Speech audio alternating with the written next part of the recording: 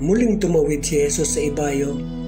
Nasa baybay pa siya ng lawa ay pinagkalipumpunan na siya ng maraming tao. Dumating ang isang lalaking nagngangalang Jairo, isang tagapamahala ng sinagoga. Pagkakita kay Jesus, siya'y nagpatira pa sa kanyang paanan at ang samok. "Agaw buhay po ang anak kong dalagita. Kung maaari, sumama kayo sa akin at ipatong ninyo sa kanya ang inyong kamay upang siya'y gumaling at mabuhay." Sumama naman si Jesus at sinundan siya ng napakaraming taong nagsisiksikan. Ano pat halos maipit na siya.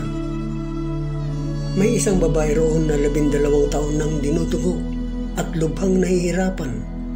Marami ng manggagamot ang tumingin sa kanya at naubos na sa kapapagamot ang kanyang ari-arian.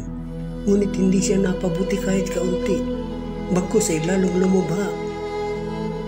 Narinig niya ang sinasabi ng mga tao tungkol kay Jesus, kaya't nakipagsiksikan siya hanggang sa makalapit sa likuran ni Jesus. At hinipon niya ang damit nito, sapagkat sinabi niya sa sarili, "Mahipo ko lang ang kanyang damit ay gagaling na ako." Biglang tumigil ang kanyang pagdudugo at naramdaman niyang magaling na siya.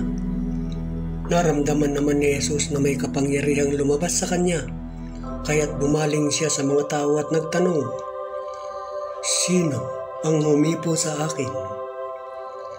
Sumagot ang kanyang mga alagad, "Nakikita po ninyong nagsisiksikan ng napakaraming tao. Bakit itinatanong ninyo kung sino ang humipo sa inyo?" Subalit patuloy na lumingalinga si Jesus. Hinahanap ang humipo sa kanya. Palibhas ay alam ng babae ang nangyari.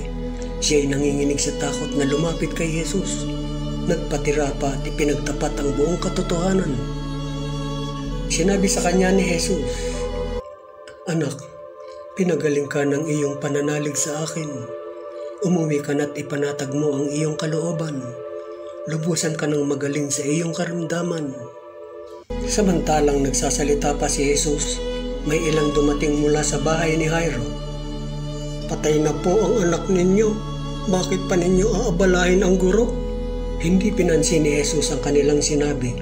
Sa halip ay sinabi sa tagapamahala, "Huwag kang mabagabag. Manalig ka."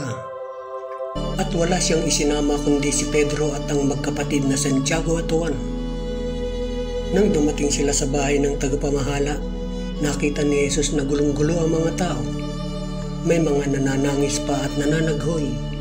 Pagpasok niya ay kanyang sinabi, "Bakit kayo nagkakagulo at nananangis? Hindi patay ang bata, natutulog lamang." Ngunit pinagtawanan siya ng mga tao. Pinalabas niya ang lahat, maliban sa ama't ina ng bata at sa 3 alagad, at sila'y pumasok sa kinaroroonan ng bata.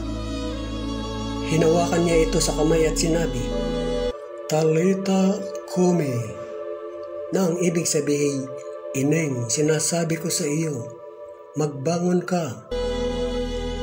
Pagdakay bumangon ang bata at lumakad. Siya'y 12 taon na at namangha ang lahat. Mahigpit na ipinagbili ni Jesus na huwag ipaalam ito kanino man at iniutos niyang bigyan ng pagkain ng bata.